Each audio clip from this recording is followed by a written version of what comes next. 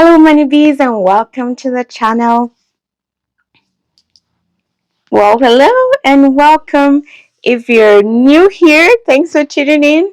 And if you're a returning subscriber, you know how we show the love, okay? Welcome to the Hive, where we share all things good and beautiful that will have some meaningful impact to your life. So, well, today's video, we're going to be talking about all the latest updates on the Canada 3 big announcements and changes in 2024. Okay, yes, there are some good changes and some not so good changes. So into um let's get right into the video, guys, and we're going to talk about, well, we've most of us have all heard the changes. If you haven't heard the changes, I will do a different video that will talk about the announcements, right? But we'll discuss some of it in this video as well. So today we're going to be discussing the updates and does it, because I've heard some questions, does it affect me, how does it affect me, and we'll look at all those factors, and we're going to really digest the information that has come out, because this is new information, this is developing. Some of the information has taken effect immediately, some of it too will take effect in September of 2024. Okay, so why are these changes coming in? It's all because of some institutions that have made programs with not much integrity. And when I say this, is because they've created the programs, they're just accepting these international students without a solid ground preparing them for success after taking these programs. And the students coming here are either stranded during the school year, and also um, let's face it and be real, there are some housing challenges as well. And if you heard the news, um, last year, Canada accepted over 900,000 immigrants into Canada without actually putting in the infrastructure to house these people. Okay, there was already an infrastructure shortage, so these immigrants coming in just pushed it on its tip a little bit. Okay, so let's get right into the video here. I am going to be um, turning on my screen here so that you can all take a look, okay? And we will decipher this information step by step, okay? So let me start recording my screen here. Okay, so, and this is the official website to see the latest news. I will put that link in the description below. So let's look at this. Like I explained to you, the reason for these changes is the rapid increase in the number of international students arriving in Canada, which is also putting some pressure on the housing, healthcare, and also other services. Okay, and also is to make sure that international students are being set up for success, because you don't want to leave your country and come somewhere thinking, hoping there's a better life for you, and after school you realize that, oh, there's not much to it, and you have to go back home. All right. So the first point that the Minister of Immigration, Marc, that announced was that there is going to be a cap on international student permits for the next 2 years, and after that, they are going to re-evaluate the process. So for 2024, only 360,000 people are going to be approved. Okay, so only 360,000 study permits are going to be approved, and this is a 35% decrease from last year.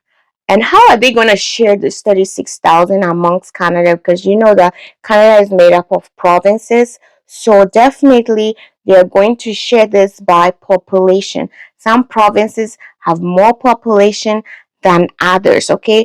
And if you heard what the minister said, so those provinces which have a lot of population that were accepting many, many students are going to see a decrease in students, and the provinces mentioned were Ontario and BC. They might be seeing most of the effect. Okay, the other point that was mentioned is that, let's go here.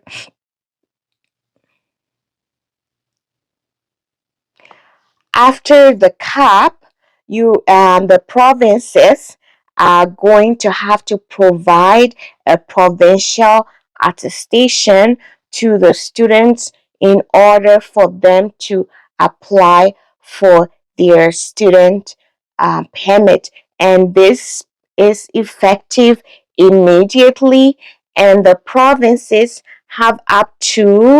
um, have up to March 31st of 2024 to come up with a plan on how they are going to be issuing these attestation letters to students. So there are some cases where some people applied sometime last year. They've already received their offer letter. So will this effect affect these students? Do they have to submit their study permit application right now? So let's go to another page here.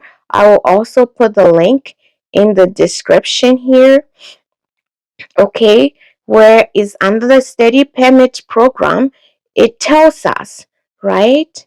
Um, Here, you do need your acceptance letter, but let's look at this attestation letter from the province, right? And this was issued on January 2022, which says that each province or territory is developing a process to get an attestation letter. These processes are expected to be in place by March 31st of 2024. They will update this page. So my friends, I'll put this link in the description. Make sure that you bookmark this link and be checking by March 31st to get the update, okay? And also, if you haven't subscribed yet, what are you waiting for? Subscribe so that when I bring you this update as well, you will be the first to know. And share this video to your friends and family so that they will have the information. All right. Okay, so let's go back on there, right? So this particular page is going to be updated when the information becomes available. And they have stated here, note very clearly, will return any application received on or after January 22nd without an attestation letter unless you are exempt. So, if you think you can bypass this attestation letter and outsmart the system, know that if you are not exempt and you submit your application, it will be returned to you. Who doesn't need this attestation letter? You do not need an attestation letter when applying for a study permit if you're a minor child applying to study in a primary or secondary school, like kindergarten to grade 12. You are a student applying for master's, PhD, or other postgraduate program, a student applying to extend their study permit. So these are the only people that are exempt. If you are not in this category, don't waste your time to send in your application. So if you apply for a master's and you received your offer letter, feel free and send your study permit because you don't need this attestation from the province.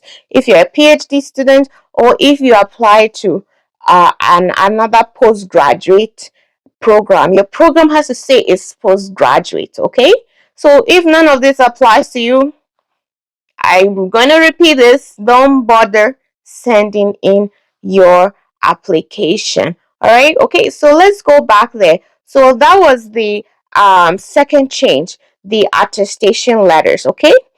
And the third change was that, so let's scroll down here.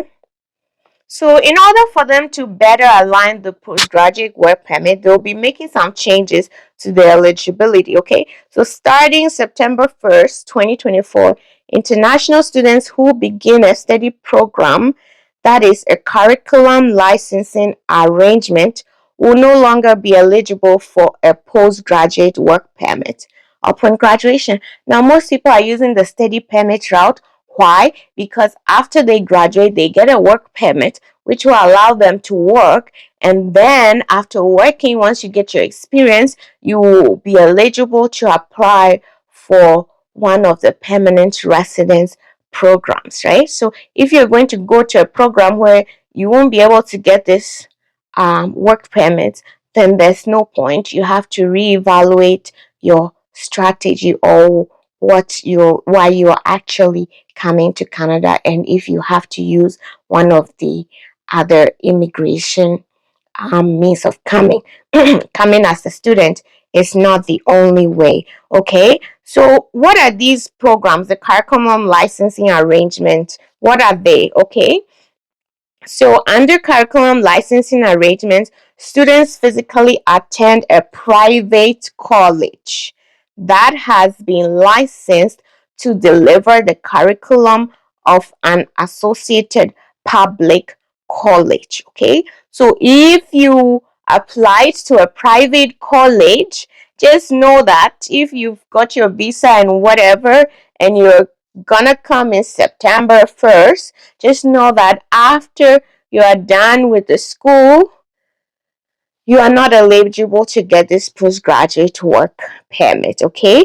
And why are they doing this? Because these programs, they had significant growth. They're attracting a lot of international students, so it's more like they're closing in on that loophole, because that loophole brought in a lot of people into Canada, and now these people are stranded and they are not even fulfilling their dreams of coming here, right? Yeah. And so, and they have less oversight than public colleges, and they act as a loophole, like I said, right? So they're going to close that loophole. All right, they're closing it up. Also, the graduates of masters and other short graduate levels will soon be able to apply for 3-year work permit, which is good, because I think before, I don't know if they're going to open this up where even if you did a 1-year master's program, you will still be eligible for 3 years. This is how this is sounding, but this is some good news, because before, if you did a program, you're only given the postgraduate work permit according to how long your program was, right? So under the current criteria, the length of the postgraduate permit is based solely on the length. Okay, so like I said, right, which hinders the master's graduates by limiting the amount of time they gain to.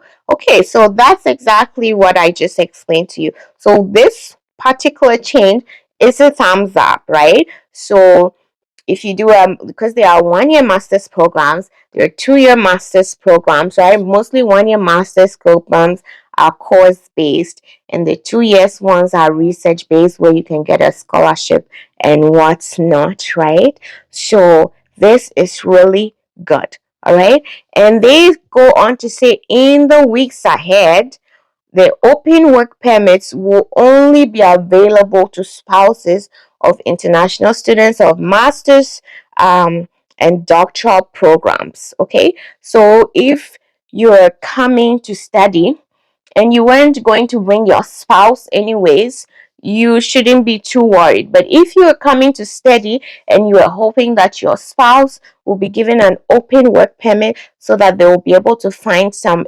works to support the family, then you have to pay particular attention to the program you are coming to, right? Because now this open work permit is only going to be issued to spouses of international students in master's and doctoral programs. That's it, right?